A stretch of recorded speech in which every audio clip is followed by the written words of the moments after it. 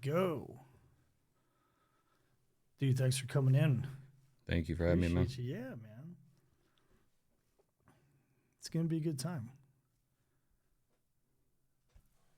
All right, ladies and gentlemen, we're cooking with gas now, brother. All right, we have Dylan Beers in the studio. Dylan is a United States Marine Corps veteran, a former correctional officer of the federal penitentiary system, and a participant and representative of 22 Mohawks, which is a veterans 501c focusing on suicide prevention. Yes. I nailed it, didn't I? Yes. Yeah. Yeah. So 22 Mohawks, they focus on static line operations, which for the audience sake, that's, a certain type of rig that you jump out, there's a static line attached to the airplane, and we'll get into all the minutia of that later on, right?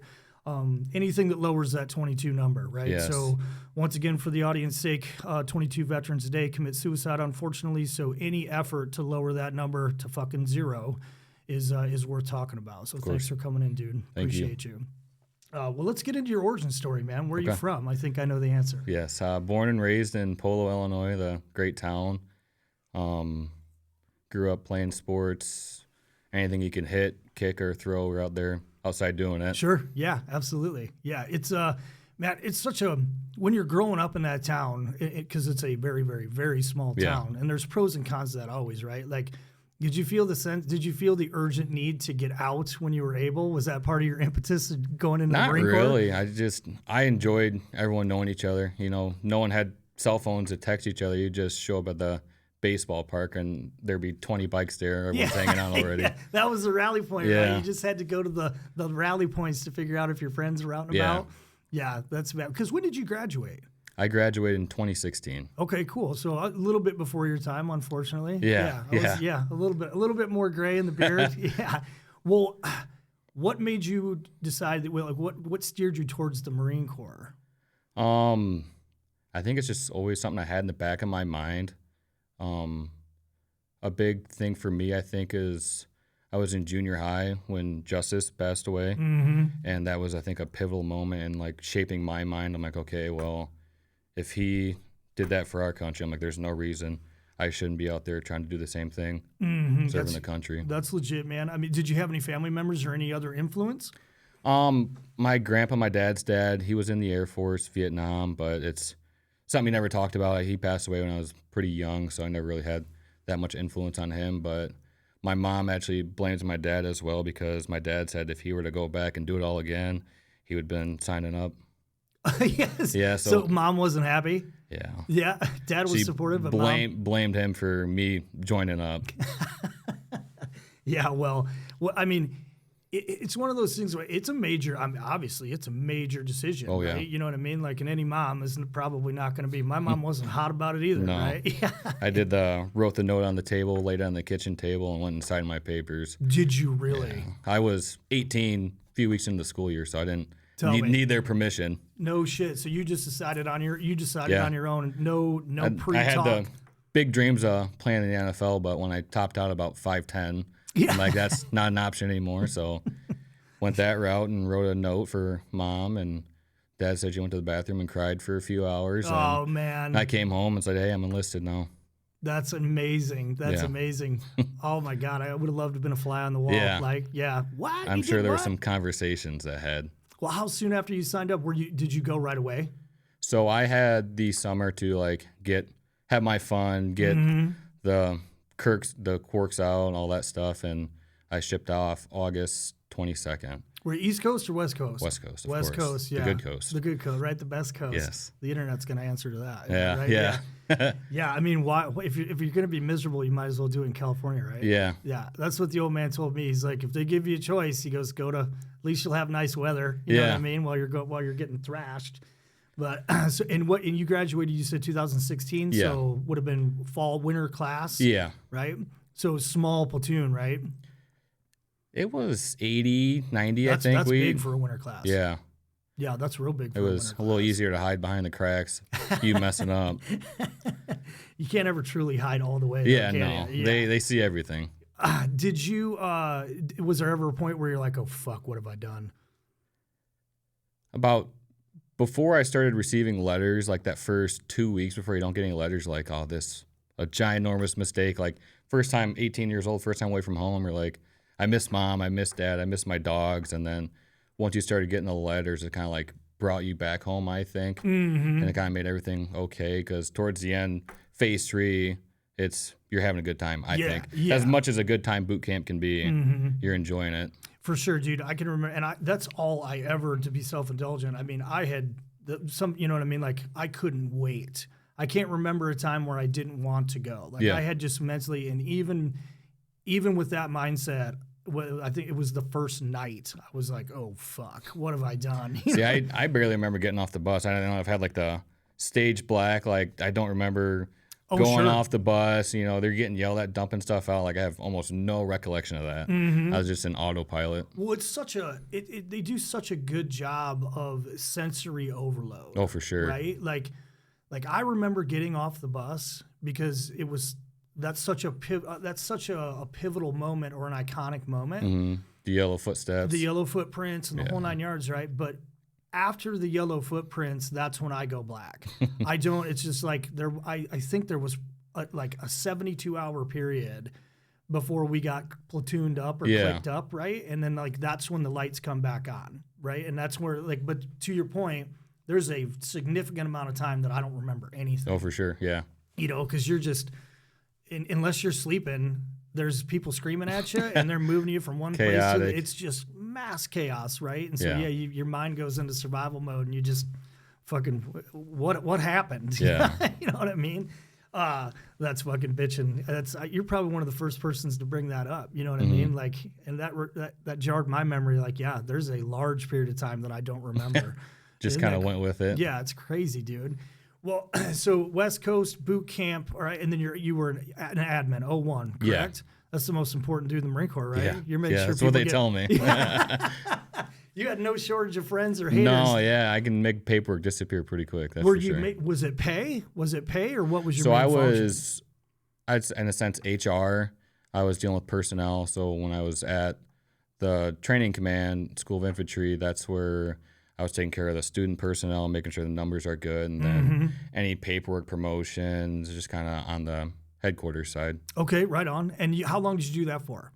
So I was at SOI East for just about 2 years. I got assigned there right after the schoolhouse, which is super weird because I was the only junior Marine in the whole battalion, which do tell. You can imagine I was scrubbing the urinals, I was mopping, and everyone's an E6 sergeant or above, and I was a little PFC Lance Corporal. Like, I got no fight in the world. Was that? I mean, was that just needs of the Marine Corps, or like you just won the lottery, the shit lottery? Needs of the Marine Corps. When No I was kidding. at the schoolhouse, you know, they were telling like, okay, you're going here, and they said my name, going to SOI East, and I'm like, well, what am I gonna be doing there? And the instructor goes, honestly, I have no idea. No one's been really assigned there.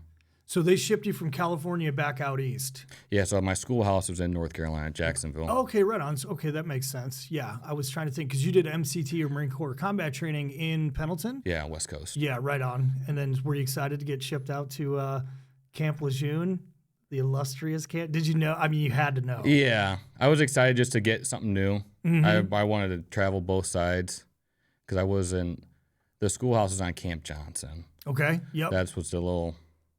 Pretty much they did I think logistics school there as well. There's a couple other ones they did there. Was it a 4-week, 8-week? How long is the no shit school? Oh man, it might have been just over a month and a half, I think. Something close to that. Yeah, that's interesting. For someone who's in charge of, when I think S1, I think like you said, personnel and pay and this and that. You know, I'm like, I wonder how long that school is. You know what I mean? And like, I wonder how everything they teach in the schoolhouse, you use none of it.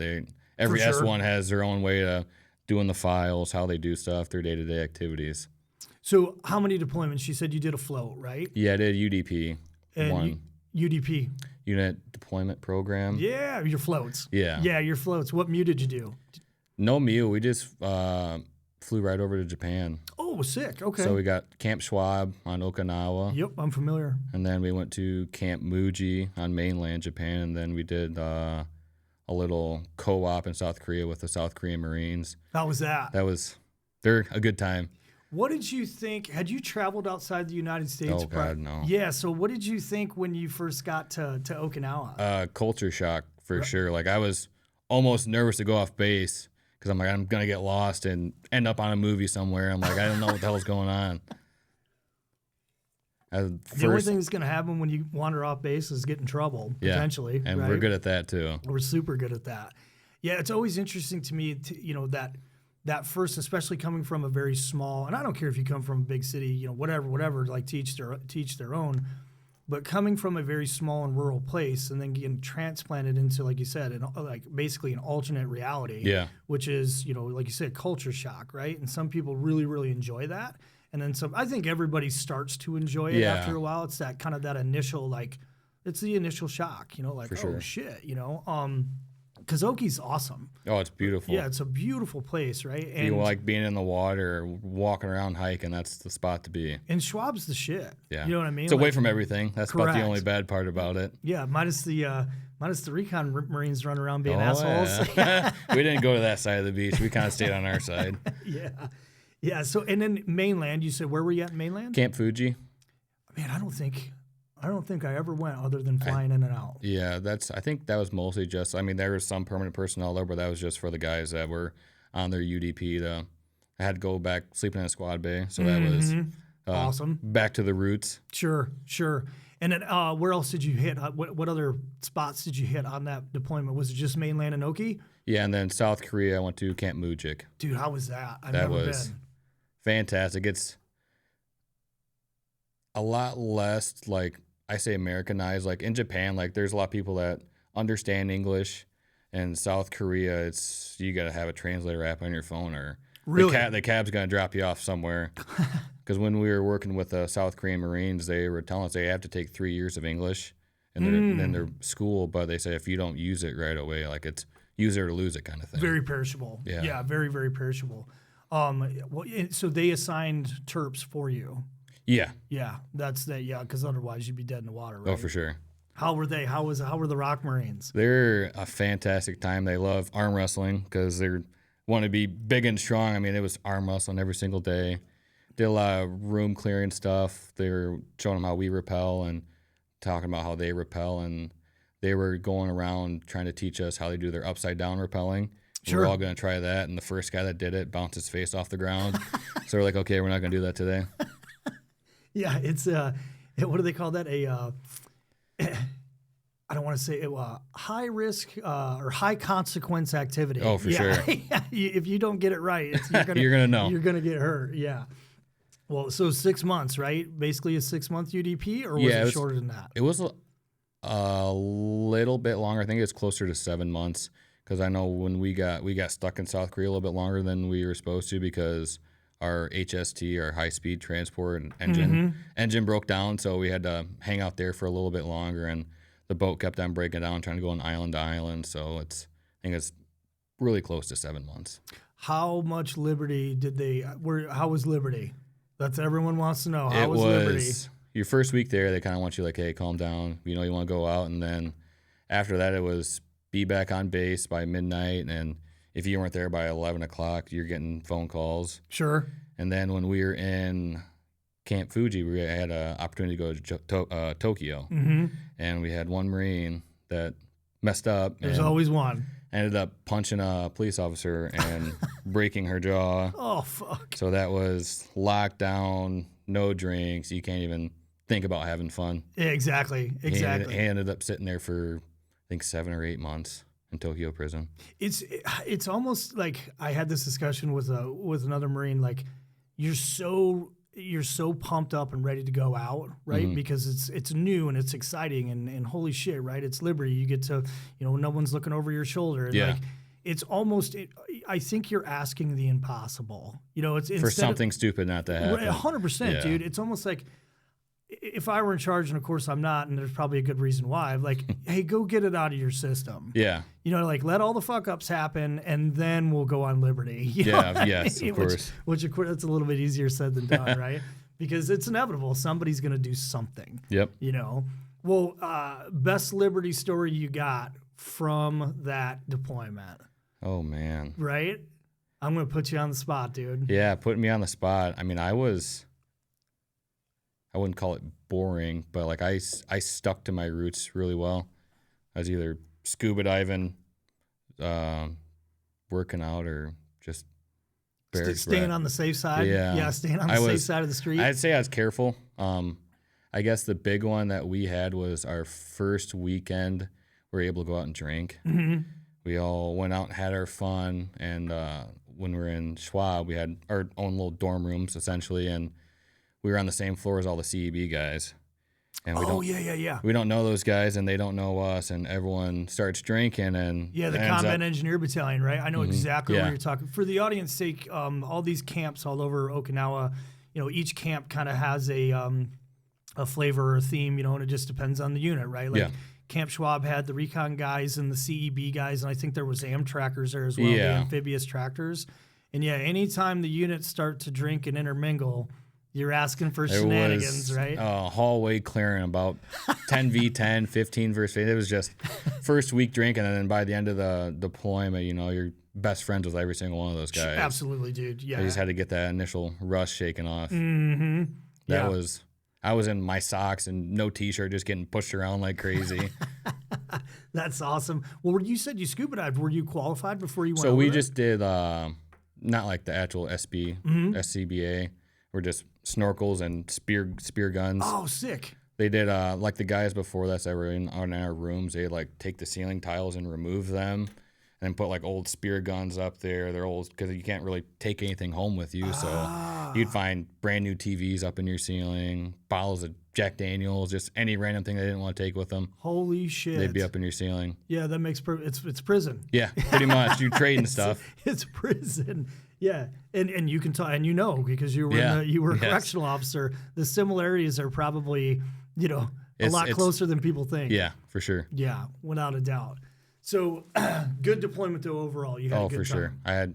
Would love to go back there as a civilian and be able to experience it without having the chain on. Mm-hmm, for sure. Yeah, it's very interesting, right? I was never. You were smart. I was not. You know what I mean? Like I was always smart enough just not to be that one guy. Yeah. But I also wasn't smart enough to do anything productive. Yeah. If that makes sense, right? I'm the only guy that spent 2 years on Okinawa and didn't get scuba dive qualified, right? Yeah. So shame on me. You know what I mean? That was back when I was young and immature. Of course. You know what I mean? Well, so after that deployment, what was next in your Marine Corps career? Got back to Camp Lejeune, and I had 3-6 Sergeant Major wanting to keep me, and I had SOIE Sergeant Major wanting me back. And I go, well, what do you want to do? And I'm like, well, I get to do Marine Corps stuff with 3-6, so I tried staying there, and they're like, no, you're coming back. No shit. Because the training command side compared to like the Victor unit, it's two completely different worlds. It is, and every Marine rifleman and all that good stuff, right? But it is two different kind of existence. Yeah. You know what I mean? And I obviously I didn't do as much time on we'll call it that side of the fence as you did. You know what I mean? I always kind of OJT'd that side of the fence because my wife was on that side of the fence. Yeah. So I felt like I kind of knew, but day-to-day existence, they're just two different animals, right? And I feel like I was actually doing stuff I wanted to do with 3-6. I think I probably gained more from being an SOI, just the leadership role of that. I was an E4 holding an E6 billet. Oh, sure. Quite a bit of pressure on me. Fucking A, man. But you either crumble or you don't. Yeah, well, it sounds like you crushed it. Yeah. So why didn't you stay? Needs of the Marine Corps, I guess you can put it like that. I wanted to re-enlist. I tried. I sent my paperwork. Sergeant Major sent up his recommendation, but at my MOS and my rank, they only took back 100 guys in the whole Marine Corps. Isn't that crazy, dude? How sometimes like it ebbs and flows. I don't think people really understand that that's a thing. Yeah. That there's literally some times where they're just you couldn't stay if you wanted to. They gave me options to lat move, completely changed, but I was getting ready to pick up sergeant, and lat moving as a sergeant, you're going to schoolhouse with a bunch of E2s, and I just took it as a sign that hey, it's go do your thing somewhere else.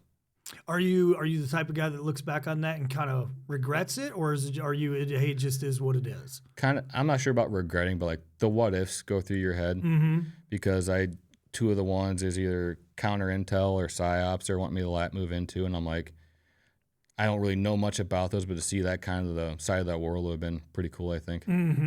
Yeah, and that's a significant change, right? for sure. That's it's a long ass school for good reason, obviously. But yeah, man, and I'm just curious. Like I said, like some guys, I did my just shy of 12, and there's days where you start to you only remember the good stuff. Oh right? yeah.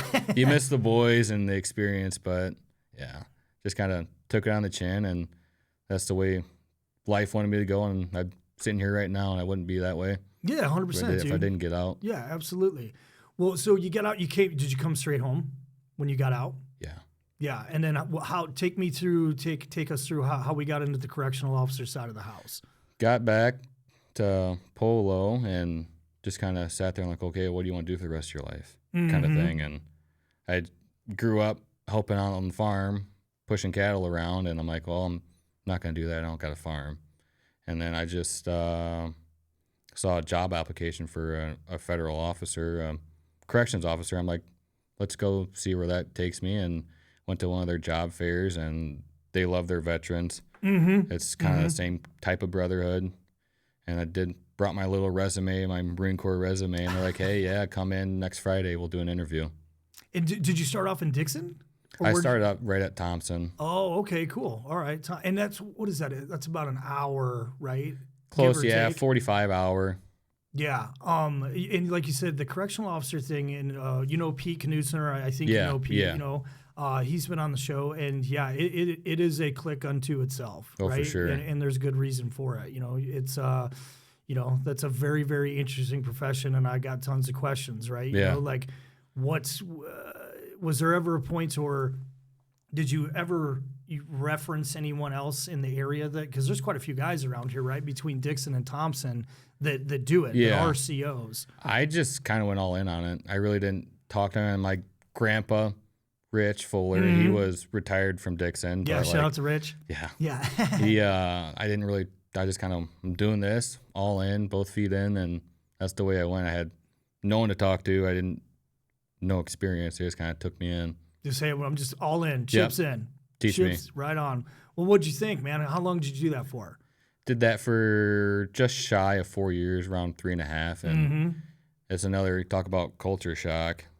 The guys that we had at Thomson, they had to get there by messing up at another penitentiary. So we had Is that a fact? all the mess ups that couldn't behave. So, I mean, if you could go a week without someone fighting, getting stabbed, ODing, it was a good week. And that's pretty nuts to think about. So I got to ask, what is that like the first time? Because obviously you go through training, you go through everything, and that first day that you walk in there. It's intimidating as I bet. much as you think like a big macho Marine, like you're walking through and you're doing rounds. There's 90, 80 guys, and it's just you doing rounds. They're locked behind doors, but shit happens. Food slots get open. They try reaching out and grabbing you, throwing stuff at you, and it's definitely a culture shock. It had to be, dude. How long did it take you to get what I would say comfortable? You had to stay vigilant the entire time, but like how long did that new kind of anxiety, that new guy anxiety, how long did that take to subside?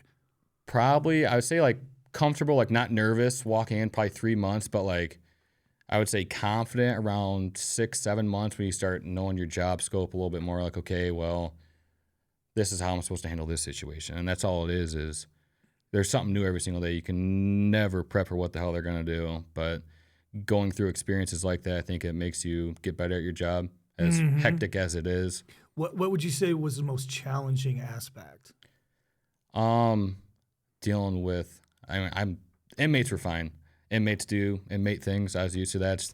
The staff there and the administration, you're always watching out your back because you don't know who you can trust or who's going to tattle on you for doing something. I think that was more stressor than anything. That's something to be, that's no small thing, right? No. When you kind of got to have a 360, 720 alone and unafraid. Yeah. When even the people that are quote unquote supposed to be on your team, you know what I mean, could potentially aren't always on your team. On your team, right?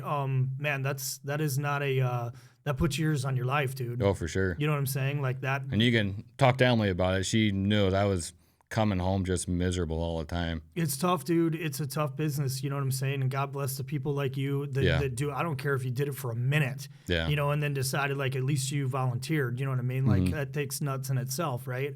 But to spend any length of time, in that system, you're going to be affected. You know what I mean? Like you're going to be institutionalized just like the inmates are, in some way, shape, or form. Oh, for sure. You got to find your people and your group that you're going to stick with, and that's about all you.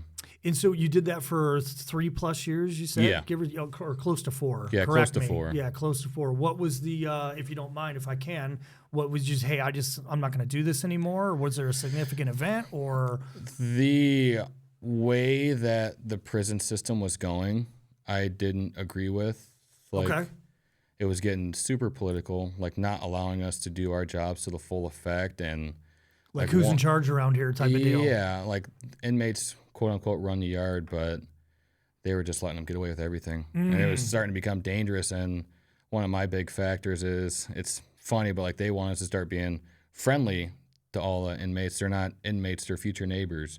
All the child molesters and people that murdered a 10-year-old kid, you have to be nice to them now. And that went against my morals. And I talked to my team lieutenant, I talked to all my team guys. I'm like, hey, this is not doing good for me, so I'm peacing out. And they're all like, yeah, dude, you're a good dude. We miss you, but I go understand it.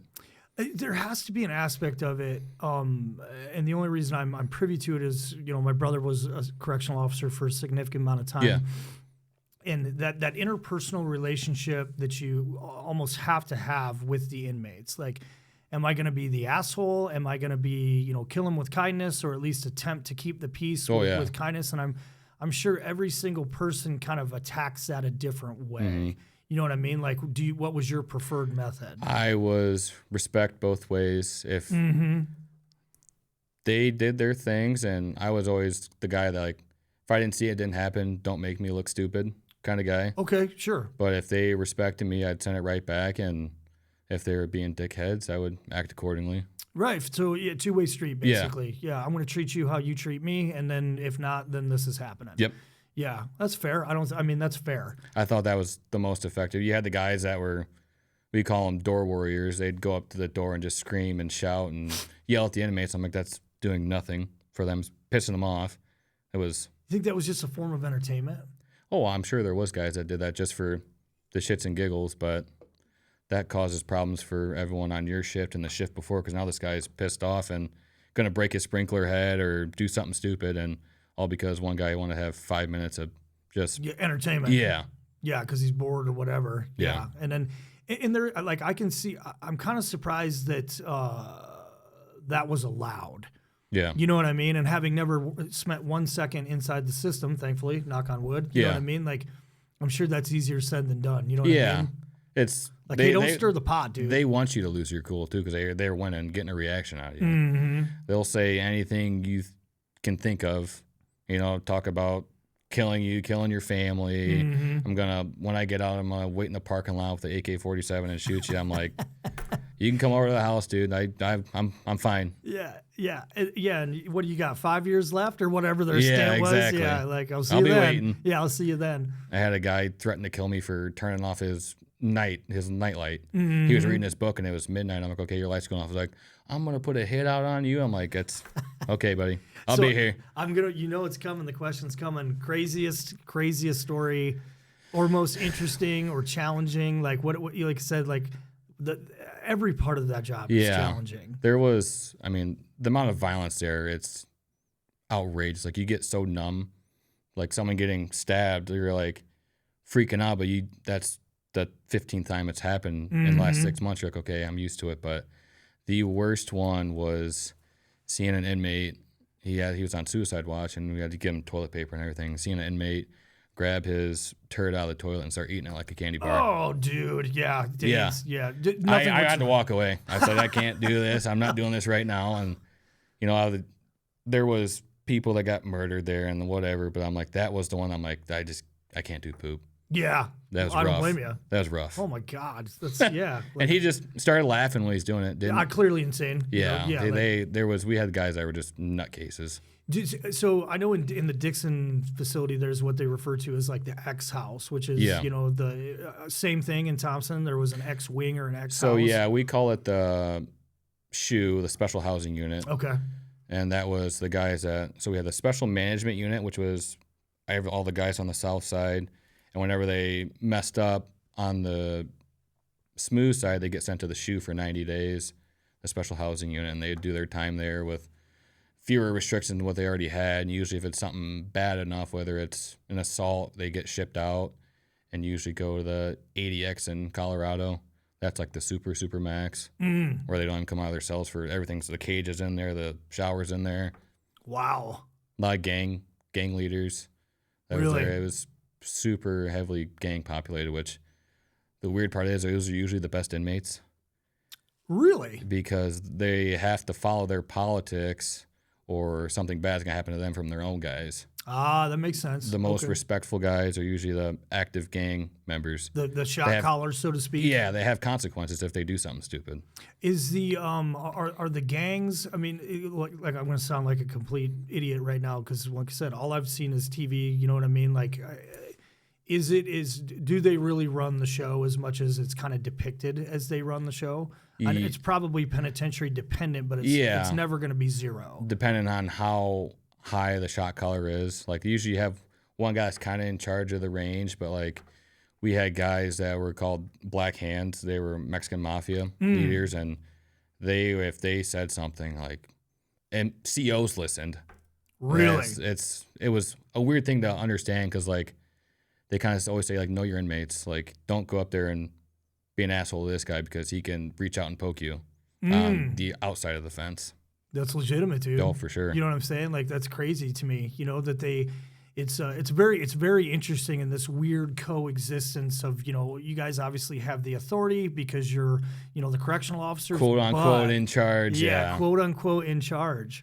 But yeah, if it was a bigger guy like that, it would kind of, if you had a problem on range, you wouldn't go solve it. You go like, hey, this is happening. This is what's gonna happen if it keeps happening, and then you walk away for 30 minutes and the problem's solved. Yeah, give them the chance to self-correct, so to speak, right? And it's, the fair is the word that keeps coming to mind, right? Like they understand what's fair. Oh, they completely. They want to play the victim because it's easy thing to do, but like you kind of sit there and dumb it down for them, like, okay, well, this is happening because of this. And they're like, oh yeah, I get it. Yeah, then they're okay with it. Sure, it's got to make sense to them. Yeah, right. That's it's so interesting, dude. It's so interesting to me, because it's such a, psychological case study of these, two basically groups of people, and one being a case study unto themselves, having to interact with the, you know what I mean.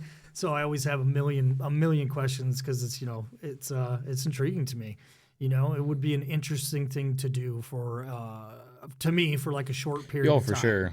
Like there was moments, it was a fun time, as much as fun as it can be. Like, I don't know if it's quote unquote fun, but like being able to do like, when someone's boarded up on the cell, being able to go in there in full riot gear and get them out of there. Yeah, cell extractions. And when I got onto their TAC team, disturbance control team, we were doing like almost snatch and grabs at 2:00 in the morning. These guys are supposed to have shanks, and we go there, lights out with flashlights and shine it like, hey, you're coming with us.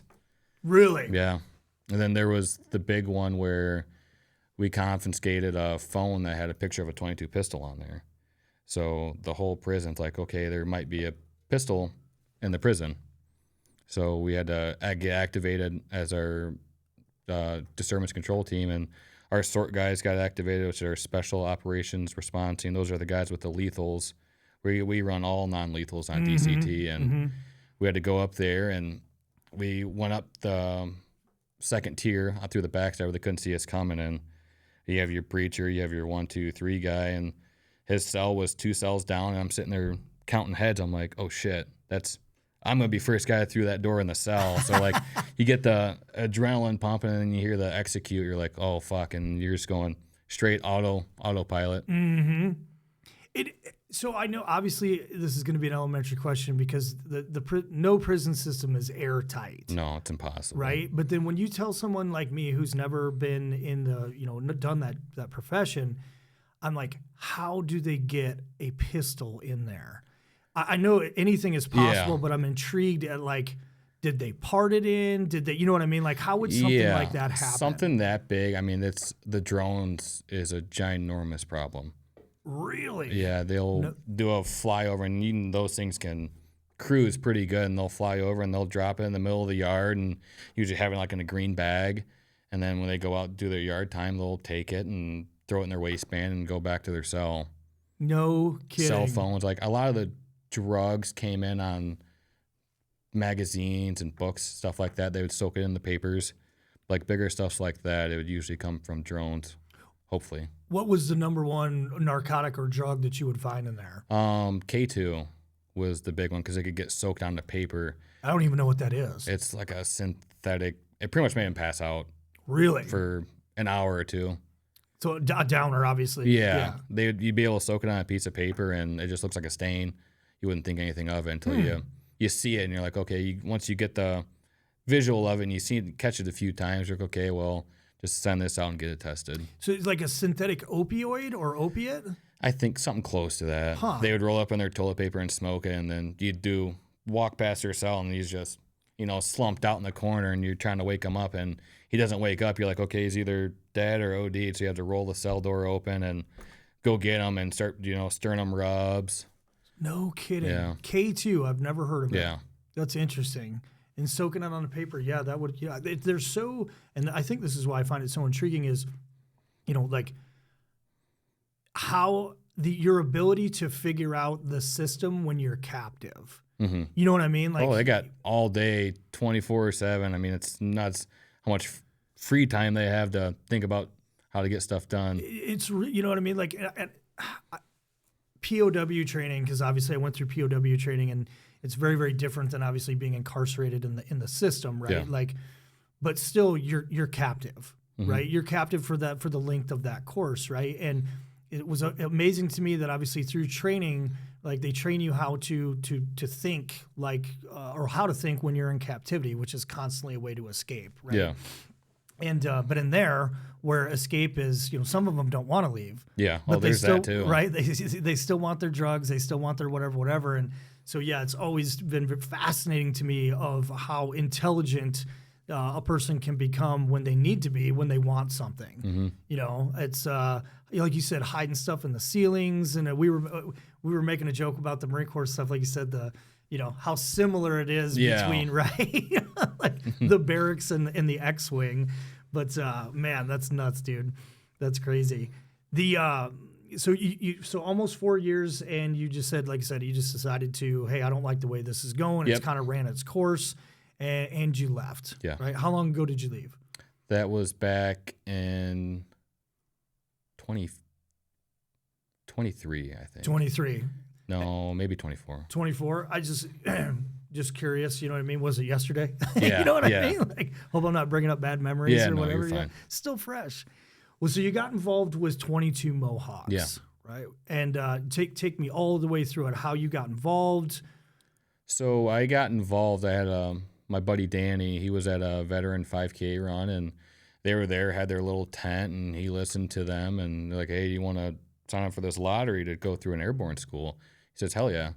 And he went on his way and did that, and, he's rubbing it in my face. He gets to go jump out of airplanes. I'm jealous, of course. And Sure.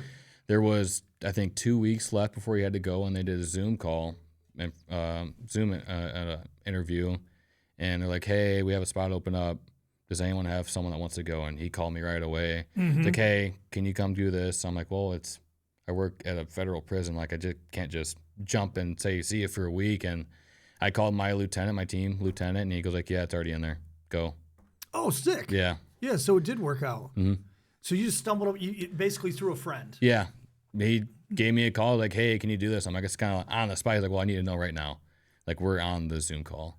I said, put me down. If something bad happens, oh well.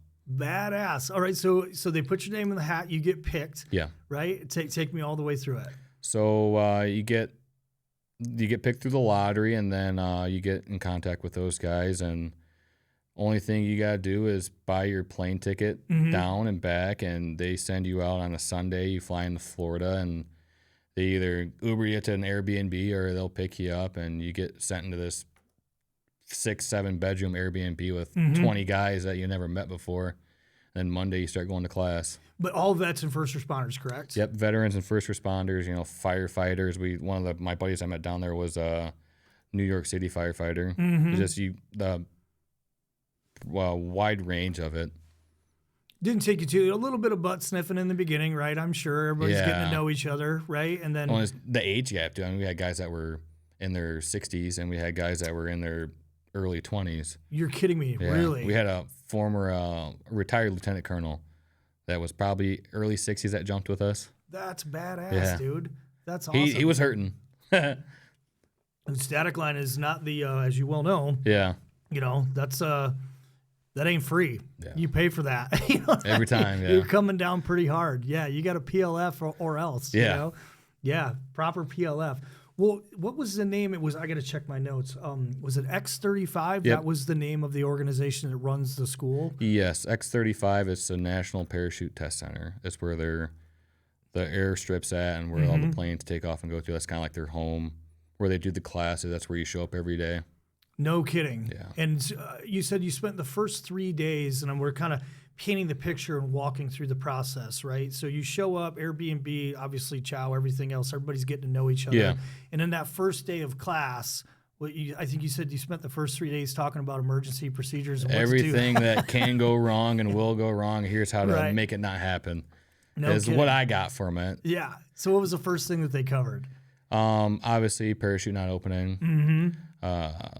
If you're, what do you call it, toad hanger or strap hanger, hung jumper. Yeah, they went over that one. You know, either cut yourself off or pull your reserve. And if you get tangled up with someone else, it's just there's water. You get stuck in a tree, and they make it sound like it's the most. It is dangerous, but they make it sound like everything's gonna go wrong all the time. And one of their big things is like, well, you have the rest of your life to think about it. It's going to be about 30 seconds. So figure it out. Yeah. Do you remember how high you guys were jumping? So first jump was out of Cessna. That was at 2,000 feet, which is jumping out of that Cessna. It looked like it was put together with duct tape and WD-40, and having to hang out of that. I think is easier to walk out of the C-47 than it was to hang out of the Cessna. Sure, yeah. Those side exits are always kind of squirrely, right? You know what I mean? And I've never done it out of a Cessna. Yeah. You know what I mean? That's not a big door. It's not. My buddy Danny, that we got in the same Cessna together, which is frowned upon because he's about my size, and like, hey, you guys probably want to split up. You guys are both big guys, and he looks at me and goes like, no, like it's our first time jumping together. We're gonna go together. We're gonna go together. And they always did the joke of like they knew when Beers jumped out of the airplane because the wings tipped down a little bit. Yeah, I could relate to you. I was doing the MMPS or the multi-mission parachute stuff down in the Philippines, and we were always exiting out the back. Yeah, and it was the opposite. I was always the heaviest dude, so I always went first. Okay, you know. But so I never had time to think about it. It was just like as soon as the ramp dropped and you're digging, you're up. Kind of goes into like that autopilot thing I was talking about earlier. Like they asked me when we're flying up, are you nervous? Are you scared? I'm like, no, I'm not, which is I should be, but I'm not. He's like, well, you're just like hanging out. I'm like, yeah, I know. I'm just doing it now. Yeah, well, some people get like that, you just get intently focused. Yeah. Right? Like that's a good way to put it. Right. You're just intently focused because you are nervous. You know what I mean? It's just a different kind of nervous, right? And I was always kind of the same way. Like, okay, now the fuck around time is over. You know what I mean? And now it's time to get serious because this is dangerous shit. Yeah. You know, it's very dangerous. You know, did you have any gnarly landings or I don't want to say gnarly landings. Of course you did. You were jumping rounds. You know what I mean? But trees, water, anything crazy? My very last jump, I hit the tarmac and knocked my noggin pretty good. Oh yeah. We're running a steerable, so you want to face into the wind. It slows your fall down. Well, I had to get pushed off to the side a little bit because I had a guy that was coming up over top of me, and his feet clipped the top of my parachute. So I'm hanging, slip right, and then I got myself oriented again where I'm falling semi-normal, and I look down, and it's just airstrip, and I'm like, do I turn and go with the wind and haul ass that way and hit the ground, or just hit some nice pavement? And I chose the pavement. Yeah, well, it's probably the one, you know what I'm saying? You probably wouldn't have made it anywhere else, Yeah. right? Like, you might have made it worse, Yeah. you know? Yeah, it's, well, the steerables, God, man, it's been a minute. Were those, were those MC5s? I'm probably saying. So MC 5 or 6, but the ones that we did are SF 10s, which are very similar to what those ones were. So you can turn, you can basically, you can't steer it so to like left and right, but you can turn yourself. Is that correct? Oh, they had the steerable arms on them, and you can go whatever way. You can't like obviously go forward or oscillate backwards, but yeah, if you want to go completely left, you can just bank that way, and you're gonna start going that way eventually. Okay, but cool. as much as the wind will push you, I guess. Sure. Yeah. It's limiting. Yeah. You know, it's not like a full square. Yeah. You know, no. Right. It's been. Can you tell it's been a minute since I've been on our canopy? Yeah, man. It's you're hitting that thing. You're hitting whatever you're hitting. It's roughly 25 miles an hour. Yeah. You know what I'm saying? If you don't stick that parachute landing fall, you're asking for it. Yeah. Oh my God, you're feeling it for sure. We had an individual that broke his ribs falling. He just fell hard and went with the wind the wrong way. Mm-hmm. And he still did jumps after that, which props to him. Well, of course, right? You bought the ticket, you're going to ride the ride. You know what I'm saying? Like, unless you got a compound fracture, you know what I'm saying? You're going to ride it out. Yeah. Well, what was that first one like? So 3 days, because had you jumped before? No. Yeah. So you get 3 days of, these are all the things that can go wrong and how to fix it, which that's important, right? And I think it's cool that they do it in a week.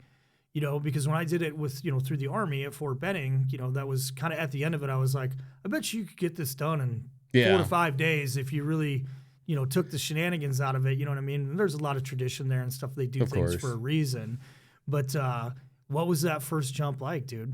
It was, once the parachute initially opened, you're getting your feet out the Cessna, and, I just closed my eyes and I just waited for something to happen. You're supposed to, if you can count to 1,000, probably pull your reserves because you're going down too fast. Once the parachute open, it's just the freedom you feel. Mm-hmm. It's just nothing else. You can't think of anything. You're just flying through the air. I mean, every kid wants to fly, and you're getting to do it right there. Sadly, you're only in the air for a handful of seconds because 2,000s, you're not really floating up there too much. Especially my size, I'm hauling ass. Coming down fast, coming down fast. I think the thing that hit me the first, like you said, under that canopy for the first time is how quiet it is. Oh, for sure. Just no sound.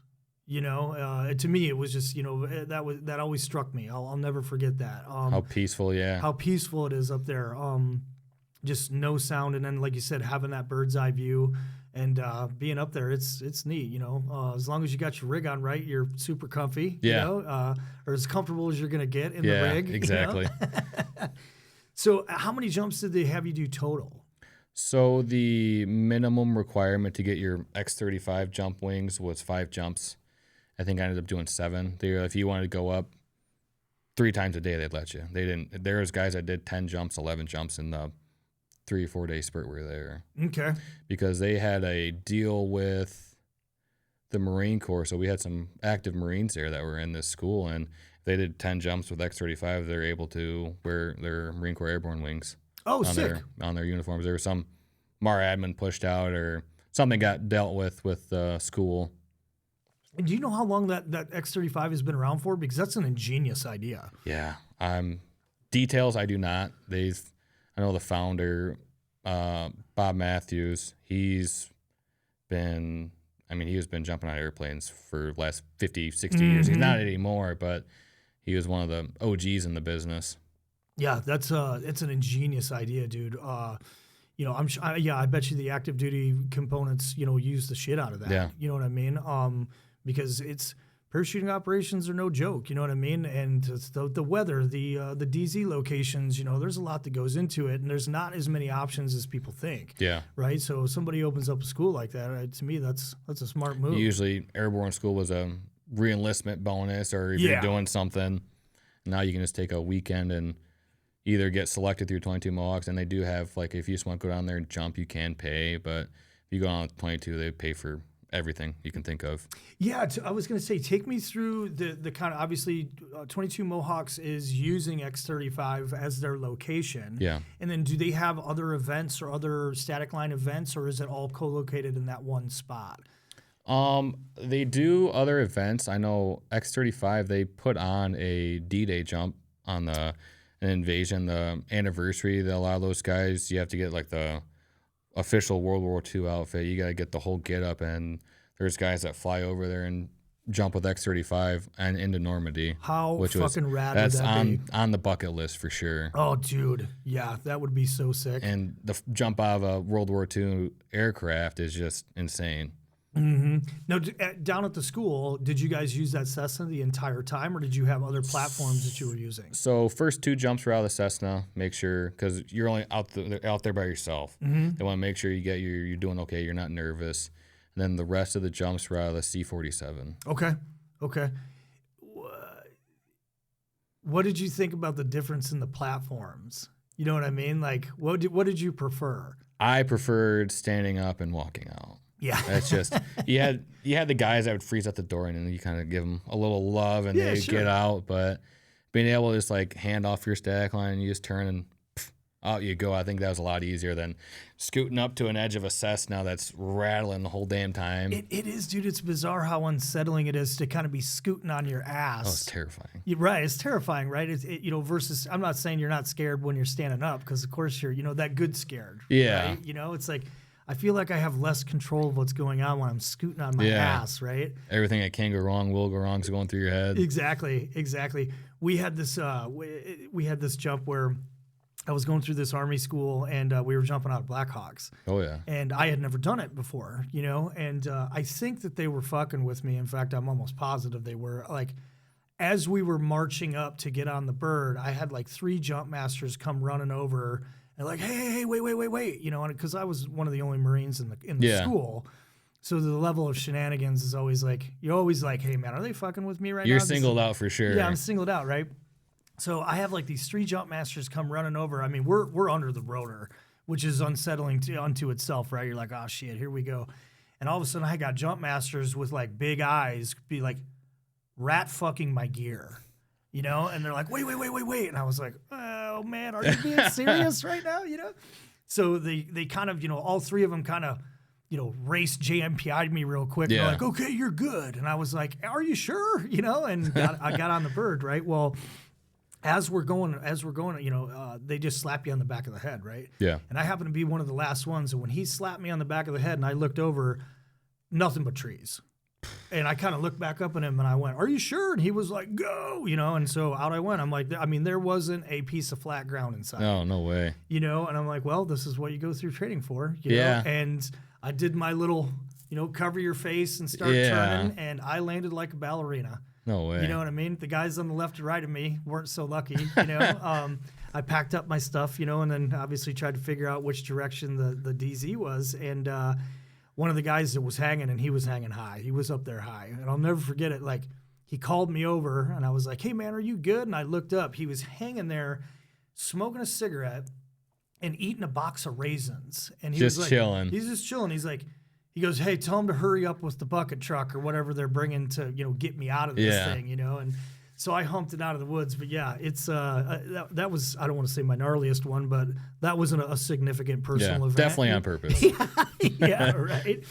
But, so walking out the 47s, and what did you feel like when you got done? Were you like, hey, I'm going to do this. Now I'm going to skydive. I'm going to static line. Like, I'm hooked. I'm into this. You get addicted to it. I mean, that's all I could think about for months. Every person I ran into that I haven't seen yet, I'm like, okay, well, here's what I got to do. It's just you become addicted to it, and that community is insane. They're very opening. I mean, once you're airborne qualified, I mean, like, the door is open. Sure. And everyone's just awesome. It's a fantastic community. And I think we need to illustrate, and that's where the prevention, the suicide prevention comes in. A sense of belonging again, for sure. Like, you get your groups back. Yeah, you get your one. It's exhilarating, right? And that adrenaline, that joy, that happiness, I think is obviously what a lot of guys struggle with. Yeah, you know what I mean. And so, one, it's a challenge, because you got to be on your game. You got to pay attention. You've got to be successful through the school, right? And then you're in charge of your own health, right? You can't. It's not something you can really fuck off, right? Yeah. You gotta mind your P's and Q's, right? If you want to stay healthy while you're doing that, sport, we'll call it. Yeah. And I think that is there can't be enough said about that, right? It's like you said, that sense of community, that sense of belonging. And it's a new tribe. Yeah. It's a new tribe. I mean, is that fair? Oh, for sure. It's guys I jumped with a year and a half ago, and I still talk to them on a pretty regular basis. Mm-hmm. And you got the Facebook groups. We're always posting, commenting, tagging each other. Sure. You just kind of get like your military friends back without like having to go through boot camp again. Yeah, for sure, man. That's a good way to put it. Yeah, you get your tribe back. Yeah. It's a tribe for sure. Well, so with 22 Mohawks, do they? Where else would they static line? Are they static line all over the place? Like I said, is it? I think they've done it in Ohio. Mm-hmm. They're starting to reach out to different areas. Like I know we just started like incorporating into Illinois, and we're trying to get more events here. But I know for sure the big one's X35, and I haven't really kept up as much as I probably should about the static line because I think I'm past my 2-year mark where I have to go back down there and like they have a refresher class. Oh, without a doubt, dude. Yeah, for sure. Yeah, because that gets rusty. I go back and watch videos now, and like the anxiety starts building for me watching the videos. I'm like, I can't believe I did that. Yeah, for sure, man. For sure. I think it's super rad, and I'm like. So once you go through the program, you get your wings, your X35 certified through 22 Mohawks. Then how do you keep jumping through 22 Mohawks? So they put on 2 events a year, usually around March and October. They have their Facebook group has everything. You email Graham, which is the head jump master, and hey, I'm coming down here as a strap hanger on Friday and Saturday. Like, okay, well, here's the dates, here's when to be here, and everyone shows up. Sure. I wasn't expecting, so I was doing the class and everything, and then when you start doing the jump days, there's 100-some people here, just random people jumping. That's nuts, man. Yeah, I was nervous. I'm like, I want less traffic in the air as possible, but in my head, that's what went through. Yeah, I was gonna say, you get people passing and stealing your air, and you know what I mean? Yeah. Like, it's like, slip away, get the fuck away from me. Having that guy clip the top of my parachute with his ankles is just terrifying. I was going to say, walk me through it, right? We were sitting there, and of course, I'm falling faster than everyone else is, and he's coming above me, and he's just, la-da-da, enjoying the view, and I'm looking up. I always looked up because no one's below me. Mm-hmm. And I'm like, hey, slip right, and he goes like, why? He starts screaming, and we both slipped right, but it was too close at that point. I look up and I see the shadow of his feet cresting the top of my parachute. Across and by that time, I had to scream down to the ground. That was another one of the hard landings, but I'd rather have that than parachute collapsing or something. Yeah, somebody stealing your air is not cool, right? It's you're like you said, you're up there just having the time of your life. Like, man, this is so surreal, and then all of a sudden, imminent danger. Yeah. We're doing this still. Yeah. Right. Yeah. Holy shit, man. Well, so they have 2 events a year, and I would assume that's fundraising events, correct? Yes. Yeah, for the 501c. So take everyone through the best way they can kind of support that. Go 22 Mohawks has a website. They sell merchandise, but they also have events they do. I know they do a lot with the Bruins at the Bruins Stadium for hockey. Cool. They do 5K runs, medevac runs, which sounds fun, but until you realize you're carrying a 175-pound dummy. Yeah, you had kind of talked about that before in the lobby. Tell me again what that event is. So it's a fun run, if you want to call it that. Sure. But you and 3 other buddies, so a team of 4, you get 25-pound ruck bags, and you're getting a liter and carrying this dummy 4 miles. Just cause, I guess. Just cause, right? Yeah. Yeah. Yeah.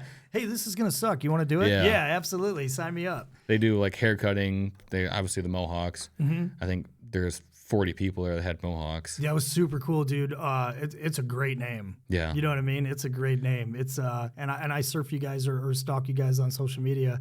You know what I mean? Like, especially like that D-Day stuff. Like, how fucking rad would that be? That's the dream. That's definitely in the bucket list. You're gonna get it. You're gonna get it, dude. Well, they have other programs as well, right? Yeah. They have the and please illustrate or educate the audience on the PUPS program. So they do a pups to veterans and first responder program. So they're pair companion dogs with veterans and first responders, and zero cost to them. It's the obedience training's taken care of, the dog's cost, the shots, everything's taken care of, and you fill out a form, kind of a background, and they find the dog that they think's right for you or a dog that you would like, and they pair you with the dog and do all the training.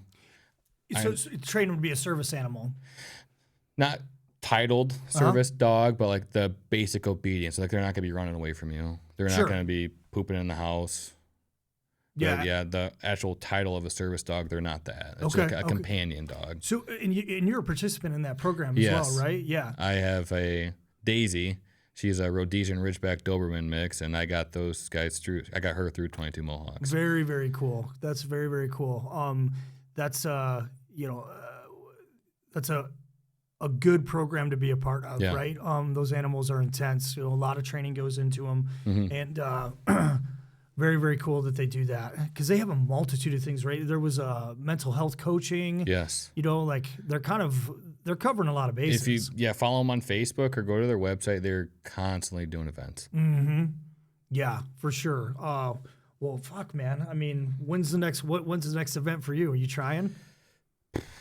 Got new little girl here, so I'm trying to pace myself. I've been telling myself I want to get back down to Florida and jump, but obviously, that time gets there and you're like, okay, well, I can't leave. I'm working or I got this going on. And I think next year, maybe next October, I'd like to go down and do a refresher class. The little girl will be 1 year old and won't be leaving the old lady high and dry. Sure. Yeah. You got to keep mom happy. But I need to go jump again. I'm getting the itch.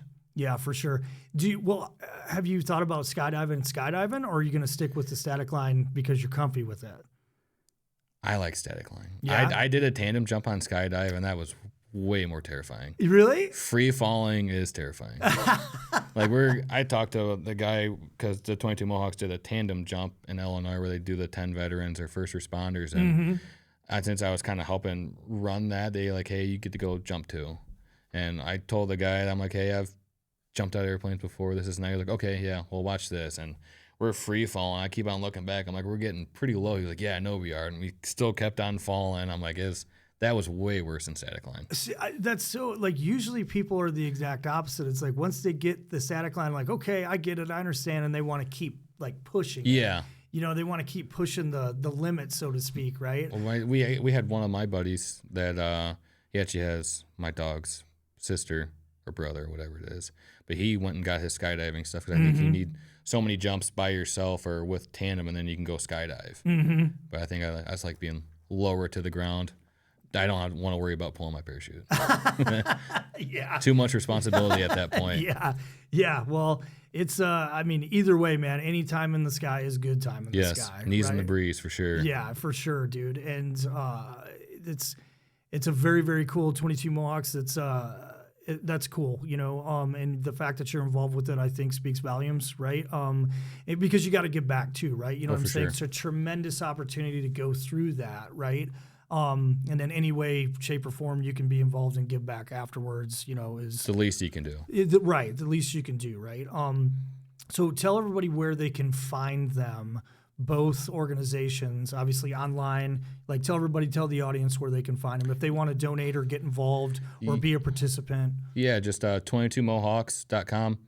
Pretty simple. They got a Facebook page. They have a Illinois Facebook page, and they have their main one. And you go to their website. I mean, they have every event going on there. And if you from around here, the Illinois one, they kind of put what their local events are. Like they did tree giving away, like Christmas trees. They did a turkey fest, and usually little things like that. Where hopefully the Illinois one will get ginormous one day where we can start doing all the crazy stuff. That's awesome. But yeah, website gives you everything. Donations, you can T-shirts, patches, hats.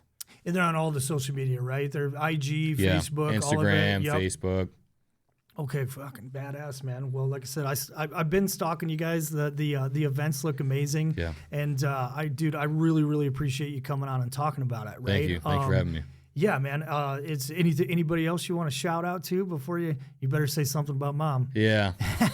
Cherry and Uncle Dick. Uncle Dick's probably gonna watch this and have a hell of a time. Awesome, dude. Yeah. Well, we always hope he's doing well, right? Yeah. You know what I'm saying? Down in Tennessee doing whatever the hell he's doing. That's right. Getting into some kind of trouble. I'm sure. Yeah, for sure. All right, dude. Well, let's get you fed, man. Let's take you to lunch. Perfect. Thank you. All right, brother. Thanks for coming on. Thank you. Stay mobile, everybody.